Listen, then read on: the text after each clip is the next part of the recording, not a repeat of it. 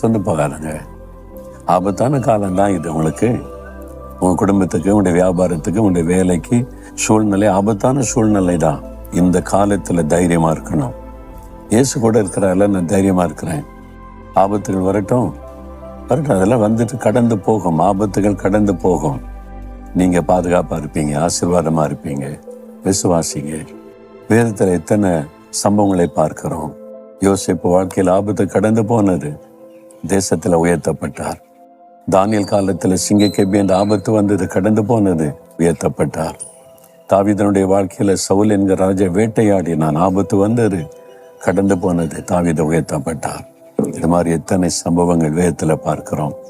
அப்ப இந்த ஆபத்தான சூழ்நிலையில நீ சொந்து போகக்கூடாது. மகளே, மகனே, சொந்து போகக்கூடாது. தைரியமா இருங்க. இயேசு கூட இருக்கிறாரு. சொல்லுங்க, ஆண்டவரே, நான் சொந்து போக மாட்டேன், நீங்க என் கூட இருக்கிறீங்க, என்னை பலப்படுத்துவீங்க, நான் சாதிப்பேன், ஜெயிப்பேன், இந்த ஆபத்தை கடந்து போவேன்னு தைரியமா சொல்லுங்க. ஆபத்து விலகி வழிவிடும் உங்களுக்கு.